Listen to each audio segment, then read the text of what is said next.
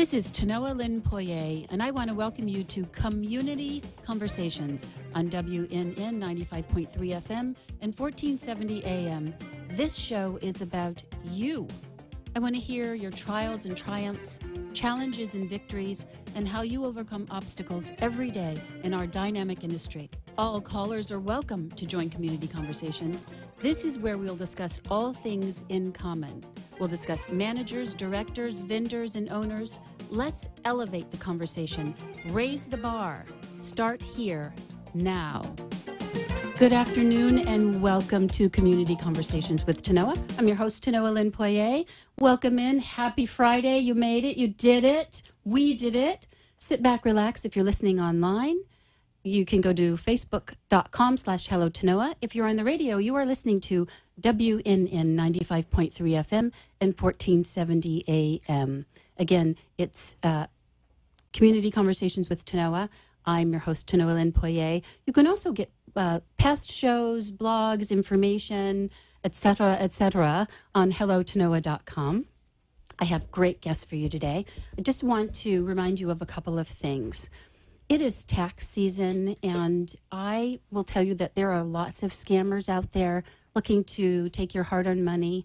The IRS does not call you on the phone. You recall that around Christmas time, we had a show with Brian Lynott from AmTrust Bank telling us about financial fraud awareness. As we get into the spring season, tax season, spring break, where you are using public Wi-Fi, really kind of not paying attention to credit card charges and maybe renting a car and using your card at the gas stations and phone calls from people selling you everything and also telling you that you're in trouble with the IRS. Don't listen. If you have a question about whether or not the IRS is trying to contact you or whether or not you've actually won that thing that they said, get their information, call and verify. It's really important. And now we are ramping into that season where this kind of thing is happening. Okay, without further ado, I would like to introduce you to my guest, Terry and Don Schiller of Schiller Associates. Hello, Don and Terry. Hi, how are you? Hi, I'm well. And I just want to tell the audience that this show is about encouraging the board of directors to consult an expert. And as you know, yes, I wrote a blog about this, of course. And it is really important that you have an engineer of record whom you can call when you have a problem. They're going to help us outline why that is. And it's also important, just like having an attorney of record who's going to give you expert advice, it really is important. Another thing I want to tell you is how important advertising can be. Now, I met Don and Terry because I was having some trouble getting in touch with the engineer of record at the community where I was newly, had assumed the management of a new community. The engineer of record had a relationship with the prior management, and I was having a lot of trouble getting in touch with him because there were a lot of projects that were identified that needed to be done. First, I just needed somebody to come out and tell me what I didn't know, and that is just to do an inspection and give me an idea of what I was up against. I happened to have gotten in the mail, the week I started at that community, a direct mail piece from Schiller and Associates. I didn't respond right away. I gave the engineer of record another opportunity, but he didn't respond. And guess what? I met them, and they have been amazing ever since. They're responsive and communicative and helpful and knowledgeable and all of the things you want your engineer to be, particularly communicable and reachable when you have a problem. So continue to direct mail and advertise if that's what you're doing, because it does work.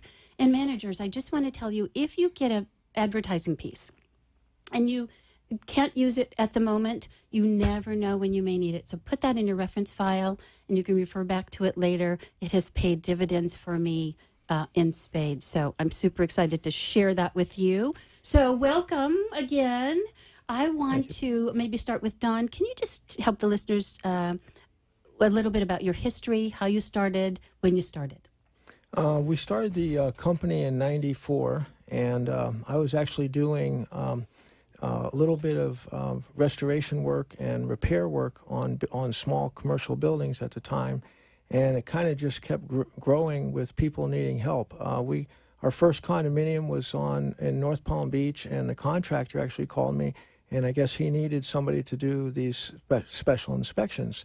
And so I got to know the condo board members, and And then, it just kind of grew from there. And after a while, then they start grabbing you on the side and say, hey, what's going on with this or that? And you're there for one thing, but they're asking you about something else. Every time, right? Yes, every time you're on, they'll call you on for something, and they'll say, oh, wait a minute, I have something else to see, which I do all the time to them, by the way. And, and then it just, the request came in, and so you just show up, and you respond. Right. And then after a while, I had to hire some of my engineering buddies to help me out, and then I had somebody answer the phone.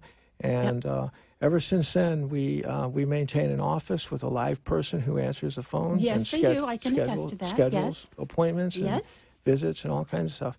And then Terry, my daughter, was going to engineering school at the time, or maybe even a little bit after that. And I just wondered what she might do when she eventually graduated school and stuff, but eventually I lucked out and she came to join us. Yeah. They are the dynamic duo, truly, you are. So, they work really well together. Yeah. I can attest to the fact that a live person answers the phone and responds via email in a way that really makes the client feel valued. So I appreciate that.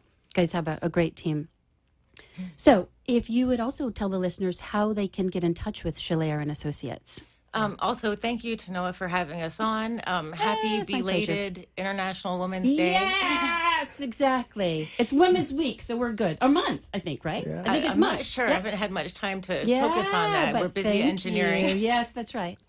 We have a great website, www.schillerandassociates.com.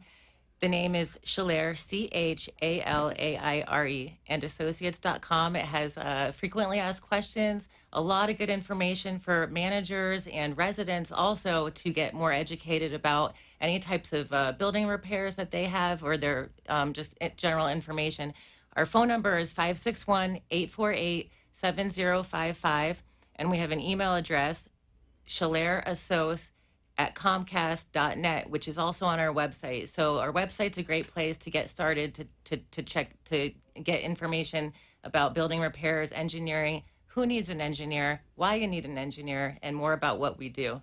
That's a great point. And although the focus of this show is community associations, people that live in community associations, depending on whether it's an HOA or a condo, if you're in an HOA, you kind of own your single family home.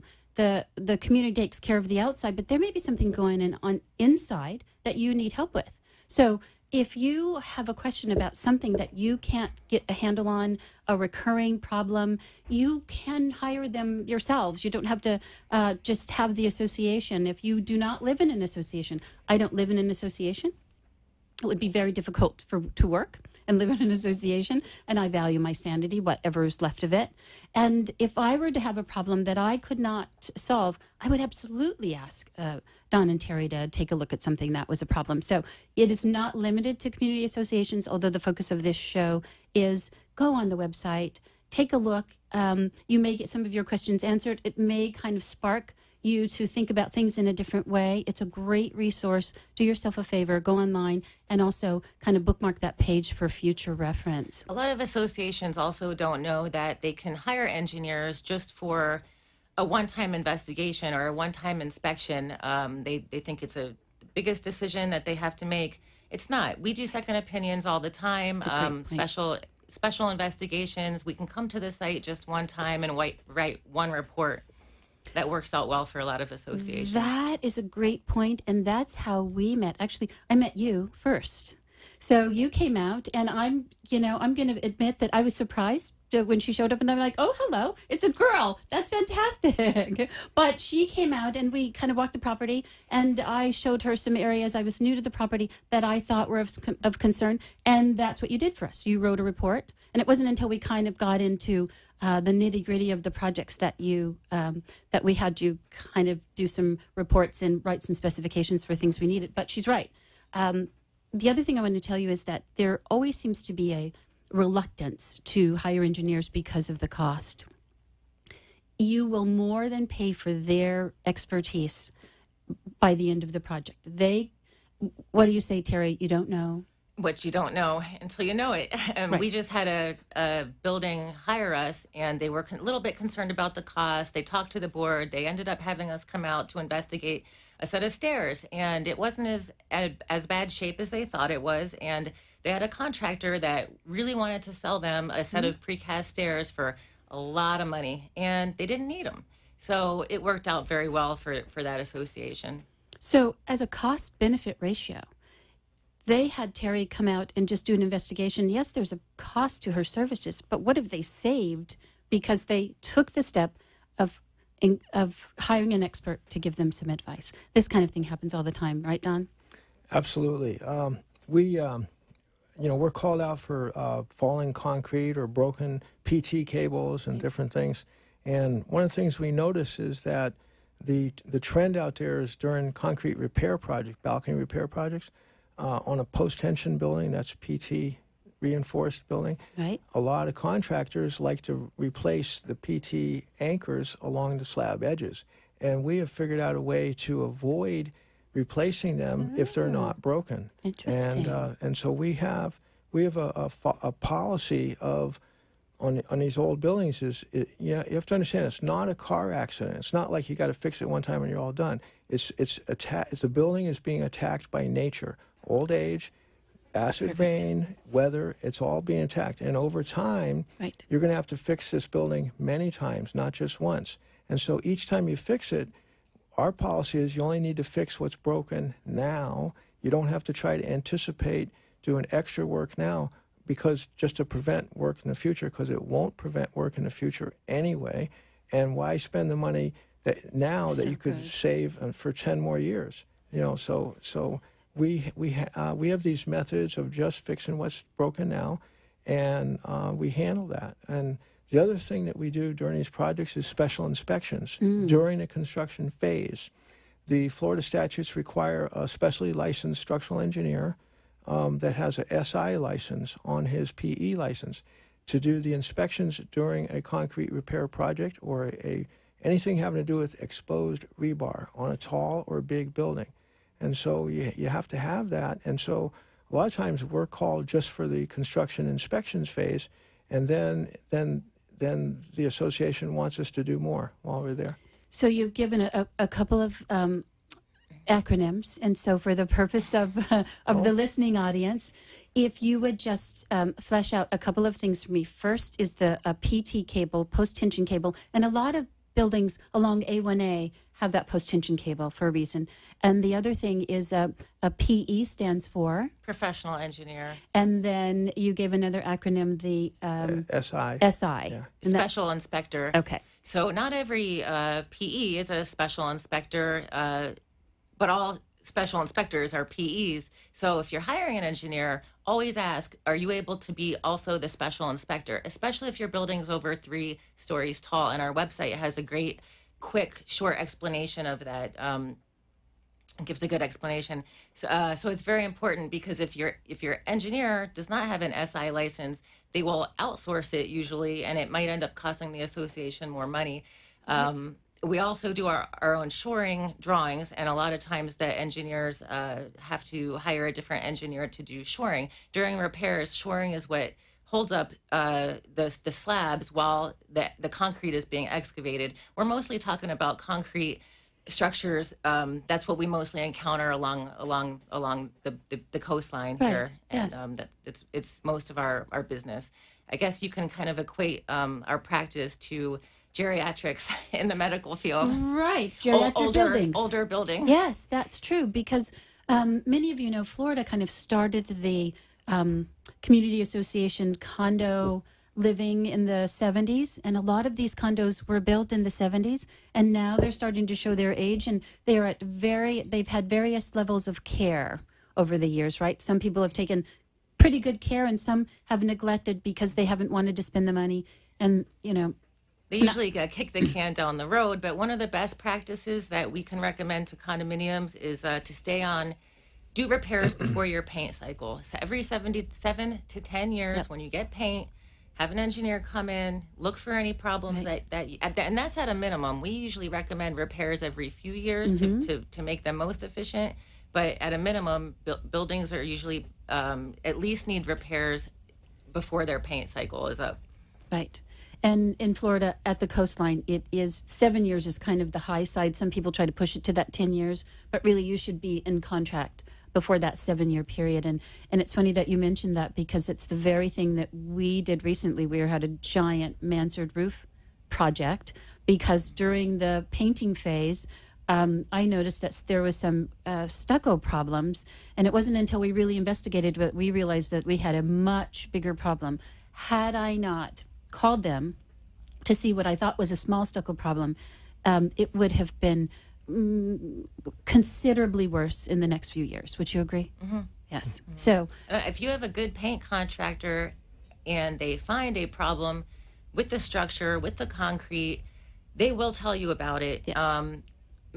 We've seen paint contractors, not do that, not let the buildings know, and the buildings tell us, well, the painter, I don't know why they would just paint over that, because they have a lump sum contract. They want to get in and get out. But if you have a good painter, they will alert you to any type of concrete problems if you hadn't done them before, and then usually that's put on hold anyway. So the best thing to do is deal with it the year before that you're planning for paint.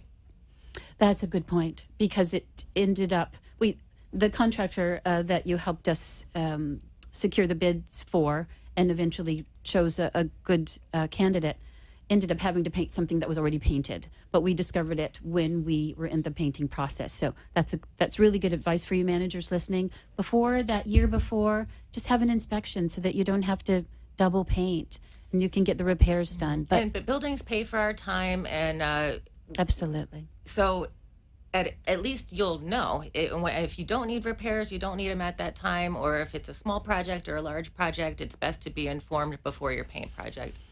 And so if you would just explain to the listeners the process, and I know the process is that how you work with the managers, how you work with the contractors when you're the engineer of record, and those sort of milestones that they have to meet and satisfy you according to specifications and code. So would you like to just share with the audience how that works? Okay. We usually get called when somebody sees a crack or when they're preparing for a paint project. We'll come do what's called a survey. We'll prepare some worksheets, review the existing building drawings if you have them, and we will look for problems. And we look for the types of problems and the extents, how significant or widespread they are. We check the balconies if we're allowed access to them. The more balconies we can check, the better.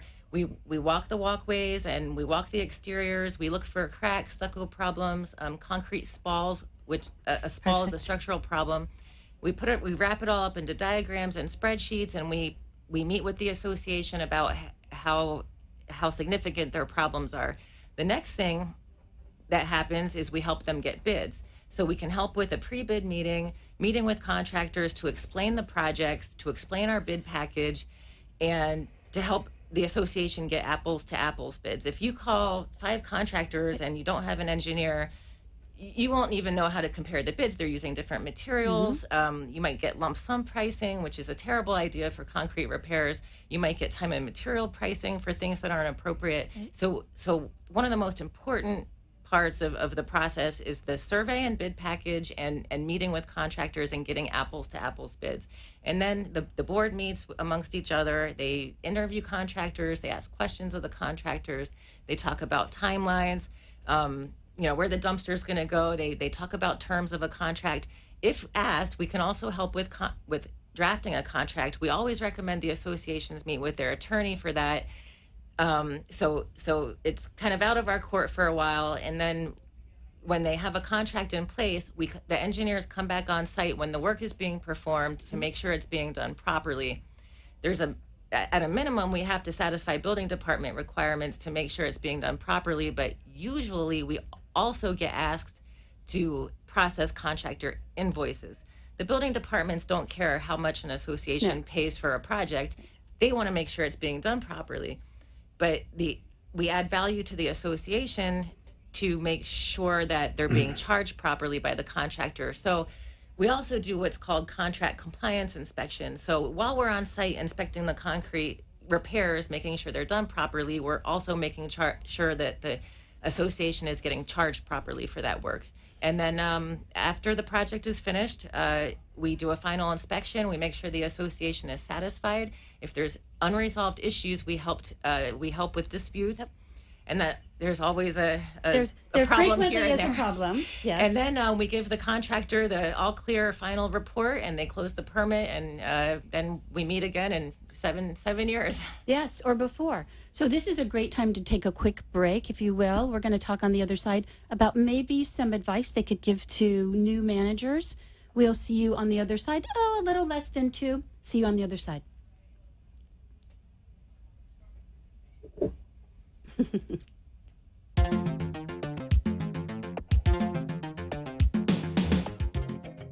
Imagine having one place you can call for all your residential needs, whether it's housekeeping, repairs, remodeling, pet sitting, laundry, or anything else your heart desires. La Concierge Services is your answer. Our qualified staff is carefully chosen, experienced, licensed, and insured. They are prompt, professional, and courteous. La Concierge Services is honored to serve in South Florida's most exclusive communities. With La Concierge Services, you have a full-service, personal concierge. We would love the opportunity to earn your business. Call 561-819-2059 for more information. La Concierge Services, your personal concierge. Hello, listeners. It's Tanoa Lynn from Community Conversations. Did you know I authored a book called 365 Tips for Community Association Managers, Property Managers, and Property Owners? Yep, I did. The book is filled with little, bite-sized morsels that may help anyone working and living in any community. From working with difficult people to building consensus for big projects. There is something in it for everyone. 365 Tips is available at Amazon and Barnes & Noble. You can also go online to hellotanoa.com. That's hello, Tanoa.com. Welcome back. This is Tanoa Lynn Poirier with Community Conversations. And I want to remind you that this show is about you.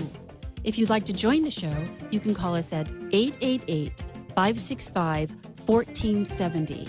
Let's get back to the show.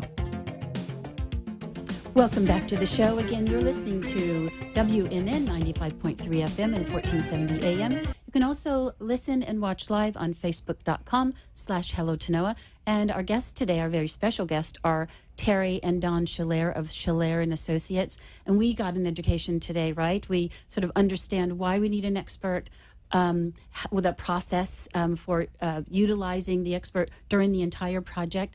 But I was just hoping, Don, if you could give some advice to new managers who are not quite sure where their boundaries should be.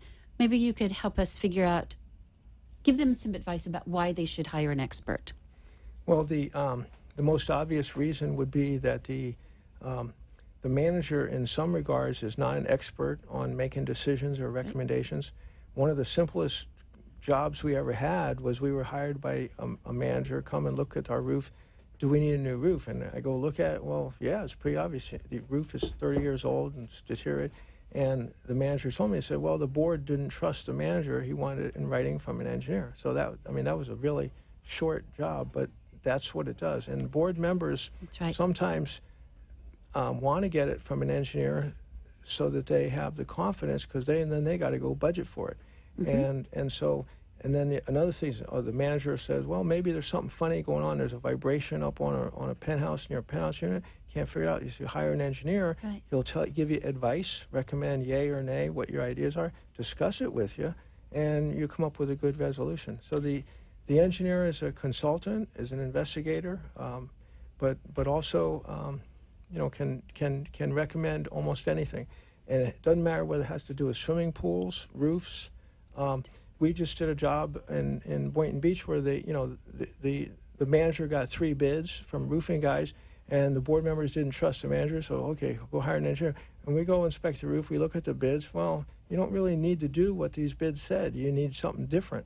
None of the bidders. A lot of the times the contractors will add extra items. Fluff, yeah. In their bids. Yeah. So it's always good to, whatever task you're working on, it's good to have that appropriate expert, whether it's an attorney, accountant, or an engineer. You wouldn't want your accountant writing your marriage contract or the engineer, giving you legal advice, right? Yeah, I don't want to say it. There are plenty of smart managers out yes, there. but that is outside of our ability to make recommendations. Right. What happens is we call you, you give us some advice, and you back it up with a report. We put it in writing. We put it in writing, and your professional engineers, you give us the advice that we need, and that actually takes the pressure off of us because we don't know what we're doing. I know a lot about construction principles, but I am not qualified to offer an opinion about some structural element. So please don't let the board talk you into giving advice outside of your zone, accountant, legal, or engineering. You're just not qualified. What you do is what you do.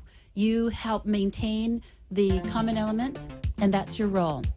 Thank you for coming. You too. It goes really fast, and I say that every time, but I'm thrilled. I learned so much. It's been a pleasure working with you, and I hope to have a long history working with you again. We have another exciting show for you next week. Thank you for listening. WNN 95.3 FM at hellotanoa.com on Twitter, and hellotanoa.com is the website. All past shows and information is available for you. Make it a great weekend. Be a blessing to somebody. See you next time. Bye.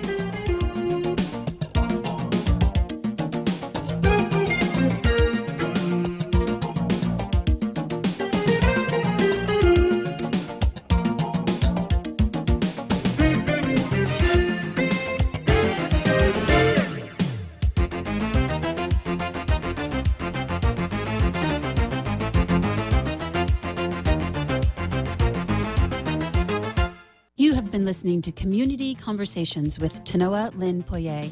It is my honor to host this program, and I appreciate you listening. We have an exciting show planned for you next week, so mark